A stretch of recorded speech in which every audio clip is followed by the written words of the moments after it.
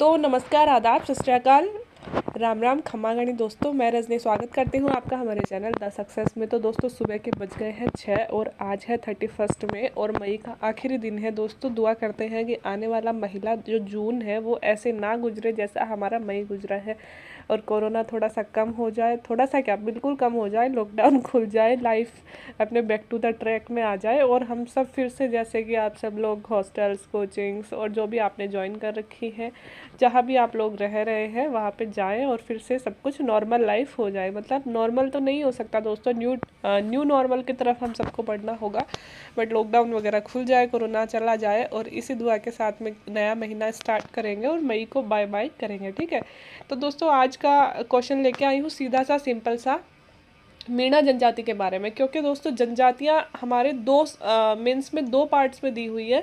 एक तो दोस्तों राजस्थान की जो संस्कृति है, राजस्थान है हमारा, उसमें भी जनजाति दी गई है, और एक जो हमारा ये जो सोशल जो सॉरी क्या बोल रही हूँ मैं, क्या है वो सब्जेक्ट, सोशल, दिमाग से आउट हो गया, सोशियोलॉजी। हाँ, सोशियोलॉजी चलती है थोड़ी सी, जिसमें हमारे हम जाति और वर्ग वगैरह पढ़ते हैं, उसमें भी हमारे जातियाँ दी गई है, राजस्थान की जातियाँ दी गई है। तो हमारे दो पेपर्स में जातियाँ आ जाती हैं, तो सर दोनों के हिसाब से महत्वपूर्ण हो जाती है। तो पिछले पेपर में तो आई थिंक शायद नहीं आई किसी भी जनजाति का ऐसे वर्णन, लेकिन हमने बहुत रटा बहुत था, हमने गरासिया, मीण, भील, है ना, सॉरी मीणा और भील, गरासिया, ये सब हमने बहुत रटे थे, क्योंकि हमें लग रहा था कि एक बड़ा क्वेश्चन तो इनमें से आएगा, लेकिन लास्ट बार तो नहीं आया, हो सकता है इस बार आ जाए।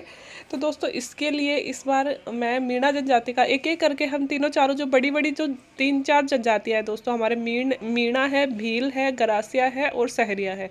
ठीक है, चार जनजातियाँ हैं, तो इनका एक एक करके अध्ययन कर लेंगे। तो वैसे तो दोस्तों इनमें से छोटे क्वेश्चन बहुत बनने की संभावना होती है, बना भी हुआ है कि पटेल क्या होता है, ये पिछली प्री में या इस प्री में आया था आरएसकी में। ठीक है, पटेल किससे संबंधित है, मेवा से क्या होते हैं, है ना, ऐसे प्री में भी बनते हैं। लेकिन जब हमारे मेंस में आ जाए तो 10 नंबर का क्वेश्चन आ जाता है, तो एक पेज में हम संपूर्ण मीणा जनजाति को किस तरह से लिखेंगे, तो मैंने यहाँ पे सारे इंपॉर्टेंट पॉइंट्स लिखने की कोशिश की है। आई होप आप लोगों की मदद करेगा ये आंसर राइटिंग में। तो शुरू करते हैं दोस्तों। मीणा जनजाति सबसे पहली विशेषता तो दोस्तों यह है कि यह राज्य की सबसे बड़ी जनजाति है, सबसे ज़्यादा जनसंख्या वाली जनजाति है दोस्तों यह राजस्थान की, जिसकी कुल जनसंख्या है 43.46 लाख। मतलब कुल जनजाति की 47%, हमारे यहाँ पे जितनी भी जनजातियाँ हैं राजस्थान में उनकी 47% अकेले मीणा रखते हैं। और अगर जनसंख्या की बात करें, ये 2011 की जनगणना के हिसाब से है, बिकॉज हर 10 साल में नई जनगणना होती है, तो 21 में आंकड़े आ जाने चाहिए थे 2021 में, बट कोरोना की वजह से सब पोस्टपोन हो गया, तो अभी आंकड़े आ नहीं पाए हैं। तो 2011 की जनगणना के ही डेटा हम पढ़ रहे हैं, उसके अनुसार टोटल मीणा जनजाति की जनसंख्या देखते हैं राजस्थान में दोस्तों, तो लगभग 43 लाख। अब आप लगभग भी याद कर लोगे, 40 से 43 लाख तो अभी काफ़ी है ना। कोई एक एक छोटा छोटा डेटा चेक नहीं करता है, बट ये नहीं हो दोस्तों कि हम बिल्कुल ही गलत लिखे आए, कि 43 की जगह हम 80 लाख लिखे आए, ऐसे तो नहीं चलेगा। लेकिन 43 की जगह आप लगभग 40 लाख लिख दोगे तो भी आपके आंसर को कोई भी गलत नहीं करने वाला। और टोटल जो जनजातियां हैं राजस्थान में, उनकी 47% जनजाति अकेली मीणा ही है। तो आप समझ सकते हो दोस्तों, मीणा हमारी जनसंख्या के हिसाब से राज्य की सबसे बड़ी जनजाति है। अब थोड़ा सा हिस्टोरिकल पॉइंट देखेंगे हम। पौराणिक आधार पर मीणाओं का संबंध भगवान विष्णु के मत्स्य अवतार से माना जाता था, क्योंकि मीणा का दोस्तों, मीणा बना है मीन शब्द से, और मीन का मतलब होता है मछली, और मछली का अवतार कौन सा था, भगवान विष्णु का मत्स्य अवतार। तो मीणा लोग अपने आप को भगवान विष्णु का जो मत्स्य अवतार है उससे कनेक्ट करते हैं। और जो इनका दोस्तों प्रमुख ग्रंथ है मीणा पुराण, उसमें भी मीणा को भगवान मीन का ही वंशज बताया गया है। मतलब विष्णु जी का जो मीन अवतार था उसका ही वंशज मीणा अपने आप को बताते हैं। तो दोस्तों हमने यहाँ पे देखो, सबसे पहले तो हमने इनकी सबसे बड़ी विशेषता बता दी इंट्रोडक्शन में, कि भाई मीणा हमारे यहाँ की सबसे बड़ी जनजाति है, जो लगभग इतने इतने परसेंट है। दूसरे में हम शुरू करेंगे हिस्टोरिकल बैकग्राउंड से, मतलब सॉरी पौराणिक बैकग्राउंड से। तो दोस्तों पौराणिक में हमने बता दिया कि भाई ये अपनी उत्पत्ति मानते हैं भगवान विष्णु के मत्स्य अवतार से, और मीन के वंशज खुद को मानते हैं। फिर हम थोड़ा सा इनका क्षेत्र देख लेंगे कि राजस्थान में कहाँ कहाँ पाए जाते हैं। तो दोस्तों राजस्थान में मीणा लगभग हर जगह ही पाए जाते हैं। दक्षिणी राजस्थान में, दक्षिणी पूर्वी राजस्थान में, है ना, और जयपुर वगैरह, जयपुर संभाग में भी पाए जाते हैं। सीकर जयपुर में ही आएगा। सीकर तो शेखावाटी क्षेत्र में भी पाए जाते हैं। इन सब में मीणा पाए जाते हैं। तो मीणा जनजाति मुख्यतः उदयपुर में सबसे ज़्यादा, तो उदयपुर में दोस्तों वैसे ही लिखा है मैंने, उदयपुर और जयपुर इन दो में ही सबसे ज़्यादा पाई जाती है मीणा जनजाति। उसके पश्चात दोस्तों ये दो मैंने क्रम से लिखे हैं, ये क्रम से नहीं है आगे। तो दोस्तों उदयपुर, जयपुर, दौसा, प्रतापगढ़, सवाई माधोपुर, करौली, अलवर, बूंदी, टोंक और डूंगरपुर इन सब में पाए जाते हैं। तो हाड़ौती क्षेत्र में भी हो गए दोस्तों, और इधर उदयपुर, डूंगरपुर, बांसवाड़ा में भी हो गए, और इधर जयपुर में भी हो गए, दौसा में भी हो गए। इन सब में मीणा पाए जाते हैं। तो थोड़ा सा क्षेत्र तो हमें बताना पड़ेगा। अगर हम राजस्थान की जनजाति की ही बात कर रहे हैं तो क्षेत्र तो हमें बताना ही पड़ेगा कि कौन कौन से क्षेत्रों में विशेष रूप से मीणा पाए जाते हैं। मीणा ही राज्य की पहली जनजाति है जिसने अपने जनजातीय स्वरूप को भेदकर विकास मार्ग अपनाया है। तो दोस्तों यह मीणाओं की सबसे प्रमुख विशेषता है। दोस्तों पहली और एकमात्र जनजाति ऐसी है जिसने अपने जनजातीय स्वरूप को पूर्णतया खत्म कर दिया। अब कोई भी मीणा जनजातीय स्वरूप में नहीं है। हम मीणाओं को अब आदिवासी नहीं कह सकते हैं। उन्होंने इतना ज़्यादा डेवलपमेंट किया है दोस्तों। शिक्षा के क्षेत्र में देखिए, शिक्षा से ही विकास प्रारंभ होता है। सॉरी। तो दोस्तों एक समय में जब ये लोग पिछड़े थे, इन्हें आदिवासियों का दर्जा दिया गया था, शेड्यूल्ड ट्राइब्स का दर्जा दिया गया था दोस्तों। इन्होंने अपने जो स्वरूप को भेदकर, जो इनका जनजातीय स्वरूप इन्हें दिया गया था, उसको भेदकर शिक्षा प्राप्त की, और बड़े बड़े पदों पर आज हम देखते हैं कि राजस्थान में और पूरे भारत में हर जगह मीणा विद्यमान है दोस्तों। और जैसे कि अगर एक पीढ़ी पढ़ गई, मतलब एक जनरेशन पढ़ गई, तो दोस्तों उसके आने वाली जो 7 पीढ़ियाँ हैं वो पढ़ेंगी। पढ़ाई का यही तो फ़ायदा होता है। एक व्यक्ति ने, एक बंदे ने शिक्षा प्राप्त कर ली घर में, तो उसके आने वाली आगे की सारी पीढ़ियां पढ़ेंगी। ये तो पक्का हो जाता है दोस्तों, है ना। तो इसी कारण इन्होंने भी शिक्षा से दोस्तों अपना जनजातीय स्वरूप बिल्कुल बदल लिया है, और आज ये बिल्कुल नॉर्मल लाइफ जीते हैं, ना कि जनजातीय जैसी लाइफ जीते हैं। और आप सबको पता है ये मीणाओं का ऐसी जनजातीय टाइप इनमें कुछ है नहीं। और दोस्तों थोड़ा सा हिस्टोरिकल बात कर ले तो आमेर भी पहले मीणाओं के ही अधीन था। और आपको पता है कि आमेर के राजा दुलह राय ने मीणाओं को हराकर ही आमेर को प्राप्त किया था। तो वो लाइन भी आप यहाँ पे ऐड कर सकते हो। मुझे लगा दोस्तों 100 शब्दों से बड़ा हो जाएगा, इसलिए मैंने ऐड नहीं किया है। अब दोस्तों मुझे जगह मिली नहीं थी, तो मैंने यहाँ पे ही जो ऊपर थोड़ी सी जगह होती, छोटा सा नक्शा बना दिया मीणाओं का निवास स्थान राजस्थान में, ये करके। और ऐसे छोटा सा, एकदम छोटा सा, आप समझ रहे होंगे ऊपर हाशिए में मैंने बनाया, तो कितना सा हो सकता है। तो अगर आपको जगह नहीं मिले, फिर भी आपको अपना टैलेंट दिखाना है, क्योंकि नहीं मिलती है कई बार। 100 शब्दों में तो लिखना होता है। 100 शब्दों में मुश्किल से 10 लाइन हमें मिलती है कहने को, लेकिन वो 10 की जगह हमें 15 लाइन तो देते हैं, है ना। 14-15 लाइन देते हैं वो हमें। तो 14-15 लाइन में दोस्तों पता ही नहीं चलता कब लाइन्स भर गई। लेकिन फिर भी थोड़ा सा अगर मतलब जगह मिले, कई बार जगह नहीं मिलती है, भूल जाते हैं, तो आप छोटा मोटा इस तरह का चित्र भी बना सकते हो, ताकि थोड़ा सा हमारे ज्ञान को हम दिखा पाएँ कि ठीक है भाई, हमें मतलब मैप के रूप में भी याद है कहाँ रहते हैं मीणा, है ना। ऐसे वैसे नहीं है हम, ठीक है। तो ये हमने कर दिया। तो ये सारे इंट्रोडक्शन में दे दी दोस्तों हमने चीज़। इंट्रोडक्शन क्या, सब कुछ ही बता दिया हमने हमारा। कि इंट्रोडक्शन में दोस्तों सबसे पहले हमने ये बता दी कि भारत की राजस्थान की सबसे बड़ी जनजाति है। फिर ये बता दी कितने % है। फिर ये बता दी कितनी संख्या है। फिर ये बता दी इनका उद्गम कहाँ से हुआ है।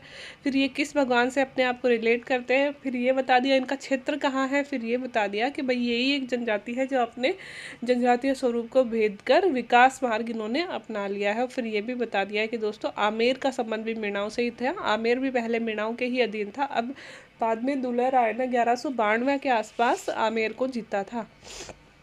तो दोस्तों अब विशेषताएं हम पढ़ लेते हैं, क्योंकि जनजातियों की विशेषताएं इंपॉर्टेंट होती हैं। तो सबसे वो दोस्तों बहुत ज़्यादा डिफरेंसेस नहीं होता है, सारी जनजातियों में वही सेम सी बस विशेषताएं होती है। कुछ वर्ड्स का अंतर होता है, बस वो वर्ड्स अपन को याद करने पड़ते हैं कि ये मीणाओं में है, ये भीलों में है, ये सहरिया में है, ये गरासिया में है। तो वो 2-3-4 चीज़ें बस ये होती हैं।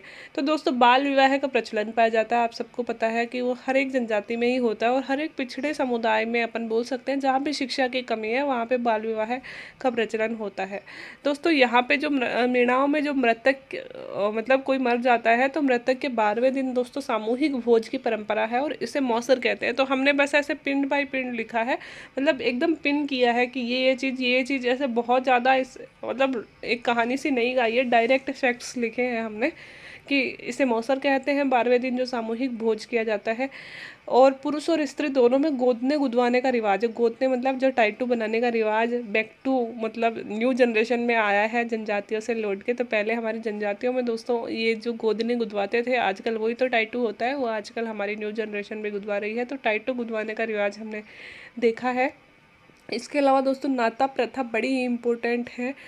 इवन इसमें इंटरव्यू में कई लोगों से पूछा गया है दोस्तों, नाता प्रथा क्या होती है, दापा प्रथा क्या होती है। क्योंकि इस टाइम जब हमारे इंटरव्यू चल रहे थे तो भास्कर ने एक सीरीज़ निकाल रखी थी जिसमें हमारे जो ये अंधविश्वास है, ये राजस्थान में आपको पता तो है ही दोस्तों, राजस्थान है तो थोड़ा क्या पिछड़ा हुआ तो है ही, जनजातीय ज़्यादा है हमारे यहाँ पे, और खासकर दक्षिणी और दक्षिणी पूर्वी राजस्थान में तो बहुत ज़्यादा है ना। तो फिर क्या होता है, वहाँ पे बहुत ज़्यादा अंधविश्वास पर चलते हैं। तो ये दापा प्रथा है ना, ये नाता प्रथा और एक शायद डाबरिया प्रथा और भी बहुत सारी प्रथाएं थी दोस्तों उस टाइम पे, जो वो डेली पेपर में मतलब डेली क्या हर एक वीक से या डेली ऐसे कुछ एक सीरीज चल रही थी उनकी कि वो स्टिंग ऑपरेशन कर रहे थे कि इन प्रथाओं की मतलब अभी भी प्रचलित है ये प्रथाएं और इतना नुकसान इससे समाज को हो रहा है। तो वो चर्चा में आ गई थी दोस्तों, है ना। तो अगर राजस्थान से रिलेटेड खबर बना रहा है कोई इतनी बड़ी, तो ऑब्वियस सी बात है कि वो पूछेंगे हमसे इंटरव्यू में। तो हमसे पूछी गई थी, मतलब मुझसे नहीं पूछी गई थी, लेकिन मैंने कितने सारे लोगों का इंटरव्यू कवर किया है, कम से कम भी 80-90 जनों का इंटरव्यू मैंने अपने यहाँ पे चैनल पे आपको बताया था। तो उसमें बहुत सारे लोगों से नाता प्रथा पूछी गई थी। तो जनजातियों की जो प्रथाएं हैं, मैं फिर से कह रही हूँ, अगर आप इंटरव्यू भी देने जा रहे हो तो भी आप लोग एक बार ये चारों जनजातियाँ पढ़ के जाना। और अगर आप दक्षिणी पूर्वी राजस्थान से बिलोंग करते हो तो 100% दोस्तों, क्योंकि मेरे साथ के मेरे ही एक कलीग हैं, वो भैया थे शायद धौलपुर या सवाई माधोपुर के थे दोस्तों, उनसे ये मतलब बस उनसे उनके स्कूल का नाम सुनते ही ऑटोमेटिक जनजातियों पे आ गया था। वो खुद भी मीणा थे। तो मैंने कहा था भैया आपने अपना नाम बताया था क्या फुल? तो उन्होंने कहा नहीं बताया। तो फिर मैंने कहा कि आपने अपने डिस्ट्रिक्ट का नाम बताया था? तो उन्होंने कहा नहीं बताया। तो फिर मैंने कहा फिर उनको कैसे पता चला? आपको कैसे पूछा उन्होंने जनजातियों से क्वेश्चन? उनसे यही क्वेश्चन आए थे दोस्तों, सारे जनजातियों से रिलेटेड। इसमें कौन सा गीत गाया जाता है, इसमें कौन सी प्रथाएं पाई जाती है, इनमें कौन सी अंधविश्वास पाए जाते हैं, है ना। तो उन्होंने कहा कि मैंने स्कूल का नाम बताया था और स्कूल के नाम से उन्हें पता चल गया, या कुछ इन्होंने मतलब स्कूल के नाम से ही पता चल गया, उन्होंने ऐसा ही बोला शायद, कि उससे पता चल गया था उनको कि मैं कहाँ से रिलेट करता हूँ, इसलिए उन्होंने ये पूछा मुझसे। तो इसलिए मैं कह रही हूँ कि अगर आप दक्षिणी और दक्षिणी पूर्वी राजस्थान से बिलोंग करते हो तो 100% दोस्तों आपसे इंटरव्यू में ऐसे क्वेश्चन पूछे जाने की संभावना है ना। और बाकी मेंस की दृष्टि से तो इम्पोर्टेंट है ही। तो नाता प्रथा क्या होती है दोस्तों, कि अगर विवाहित स्त्री है वह अन्य पुरुष के साथ रहने लगती है तो जिसके साथ वह रहेगी, वो जो नए पुरुष हैं उनके साथ वह रहेगी, उसको जो पूर्व पति है उसे मुआवजा की रकम अदा करनी पड़ती है, उसे बोलते हैं नाता प्रथा। मतलब कि हमारे यहाँ पे नहीं होता कि शादी के बाद में जब तक डाइवोर्स नहीं हो, जब तक थोड़ी मतलब रह तो सकते हैं लेकिन दूसरी शादी नहीं कर सकते। हमारे यहाँ भी मतलब कानूनन अपराध नहीं है किसी और के साथ में रहना, बट शादी नहीं कर सकते एक शादी को तोड़े हुए बिना, मतलब डाइवोर्स लिए हुए बिना। तो दोस्तों इनमें है कि अगर एक स्त्री अपने पुरुष को छोड़कर, अपने पति को छोड़कर किसी और के साथ में रहना चाहे और वो सामने वाला भी मतलब वो प्रेम संबंध वाली बात हो जाती है, एग्री हो, तो वो रह सकते हैं। लेकिन उसके लिए क्या करना पड़ेगा कि जिस नए पुरुष के साथ वो रह रही है उसको पंचायत के सामने जो पहले पति को, जो उस स्त्री का पहला पति था, उसके लिए पंचायत कुछ मुआवजा तय करेगी और वो मुआवजा की रकम उसे अदा करनी पड़ेगी। इसे बोलते हैं नाता प्रथा, ठीक है। मीणाओं के जंगलों में बने हुए घर कहलाते हैं दोस्तों मेवासे। तो हम ऐसे 4-5 टर्म अगर हमने यूज कर दी ना, मौसर, मेवासे, नाता प्रथा, तो अच्छा आंसर हमारा बन जाएगा, ठीक है। मीणाओं का जो मुखिया होता है वो पटेल कहलाता है दोस्तों। मीणाओं का जो मुखिया होता है वो पटेल होता है और मीणाओं के जो लोक देवता है वो है बुझ, ठीक है। और मीणा सीकर के रेवासा स्थित जीण माता के उपासक हैं। तो जीण माता के बहुत बड़े उपासक होते हैं दोस्तों मीणा लोग, ज़्यादातर जीण माता के भक्त मीणा लोग ही होते हैं।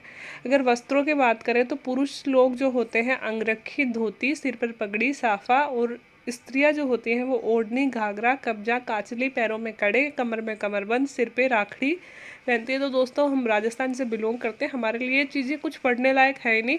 अगर थोड़ी बहुत बस मैं आपको ये बोल रही हूँ, 4-5 टर्म ऐसे यूज़ कर लेना, जैसे मेवासे कर लिया, बुझ कर लिया, पटेल कर लिया, है ना, जीण माता। बाकी तो हमें सबको पता ही है कि ये जीण माता को पूछते हैं, कैसे कपड़े पहनते हैं, क्या खाते हैं, कहाँ पे रहते हैं। तो हम अपने मन से भी लिख सकते हैं ऐसे आंसर, है ना।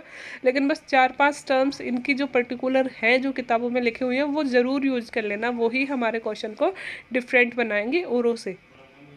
दोस्तों इनसे रिलेटेड एक प्रमुख है, अगर मीणाओं की बात आती है और मीणा पुराण ग्रंथ की ना बात करें ये तो हो ही नहीं सकता। तो दोस्तों अप्रैल 1944 में नीमका थाना, जो सीकर जिले में स्थित है दोस्तों नीमका थाना, वहाँ पे मीणाओं का एक बहुत बड़ा सम्मेलन हुआ था, वो आज तक याद किया जाता है, जिसकी अध्यक्षता करी थी मुनि मगन सागर ने। और इन्हीं मुनि मगन सागर ने दोस्तों मीणा पुराण ग्रंथ की रचना की थी। तो ये मीणाओं से रिलेटेड ग्रंथ है दोस्तों, इसकी रचना करी थी, सब कुछ मैं से ही है दोस्तों, मीणा पुराण ग्रंथ मुनि मगन सागर, ठीक है। और मीटिंग कहाँ हुई थी? नीमका थाना में। कब हुई थी? अप्रैल 1944 को। तो ये चीज़ ज़रूर मेंशन कर देना, अगर मीणाओं की बात चले तो ये चीज़ ज़रूर मेंशन कर देना, क्योंकि ये इंपॉर्टेंट घटना है मीणाओं से रिलेटेड। अगर दोस्तों बात करें मीणाओं में भी क्या वर्ग होते हैं, तो बिल्कुल होते हैं, 2 वर्ग होते हैं दोस्तों मीणाओं में, एक होता है जमींदारी वर्ग, एक होता है चौकीदारी वर्ग। तो जमींदारी वर्ग दोस्तों जो थोड़े अच्छी स्थिति में है वो होते हैं जमींदारी मीणा। तो ये क्या करते हैं, ये अपनी कृषि पशुपालन, और आपको पता है आजकल तो सब नौकरी करते हैं मीणाओं के, है ना। और चौकीदारी वर्ग जो होता है उसमें दोस्तों ये पहले के थे, ये पहले क्या करते थे, राजाओं के कोषागारों की चौकीदारी करते थे। लेकिन दोस्तों एक टाइम आया जब इन्होंने शायद चौकीदारी वर्ग से मिल के, मतलब इस काम से कहते हैं ना, इस्तीफ़ा दे दिया कि आज के बाद में हम ये काम नहीं करेंगे, ऐसा कुछ सुना था मैंने, मेरी भी कुछ फ्रेंड्स हैं उन्होंने बताया था। तो और बाकी हमारे भी जो फैमिली में से भी बहुत सारे लोग मीणा हैं, तो बताइएगा क्या आज भी ये 2 वर्ग होते हैं क्या, जमींदारी वर्ग और चौकीदारी वर्ग, या फिर किताबों में कहने के लिए ही हैं। तो जो भी मीणा जनजाति से बिलोंग करते हैं नीचे कमेंट बॉक्स में कमेंट करके बताइएगा। तो दोस्तों आई होप मैंने मीणाओं की सारी चीज़ें समेट ली हैं। इसमें 1-2 चीज़ें, नृत्य वगैरह है क्या मीणाओं का? कुछ मीणाओं का तो वैसे नृत्य नहीं है स्पेशल कुछ, हाँ 1-2 तो है मीणाओं के नृत्य मुझे याद आ रहे हैं, वो मैंने यहाँ पे नहीं लिए क्योंकि यहाँ पे मुझे मिले नहीं थे। वो हम जब नृत्य पढ़ेंगे राजस्थान के जनजातियों के उसमें कवर कर लेंगे, ठीक है। और दोस्तों सब कुछ तो बता दिया, वैसे इसमें 100 शब्दों में इतना काफ़ी हो जाएगा आंसर। अगर ऐसा आंसर हमने लिख दिया तो आई होप कि अच्छे नंबर आएंगे दोस्तों, है ना, इसमें कोई कमी तो लग नहीं रही। बाकी आप लोग और अपनी तरफ से इम्प्रूवमेंट कर सकते हो, आपको 1-2 अच्छे पॉइंट और याद आते हैं तो आप आंसर में अपनी तरफ से भी नोट कर सकते हैं उसको। तो आज के लिए इतना ही। आई होप वीडियो आपको मदद कर रहे होंगे दोस्तों आपकी मेंस के आंसर राइटिंग में। अगर कंटेंट आपको अच्छा लग रहा है, चैनल आपको अच्छा लग रहा है, आप चैनल के साथ बने रहना चाहते हैं, ऐसे वीडियो और चाहते हैं, तो please like share and subscribe my channel. अपने प्यारे प्यारे से कमेंट्स अप्रिसिएशन के लिए लिखते रहिएगा, कमी है तो भी लिखिएगा और अप्रिसिएशन है तो भी लिखिएगा, क्योंकि कमी जो होती है वो मुझे और सुधार करने के लिए मोटिवेट करती है, और अप्रिसिएशन भी दोस्तों मोटिवेशन ही देती है ऑब्वियसली। तो आज के लिए इतना ही। वीडियो देखने के लिए थैंक यू सो मच।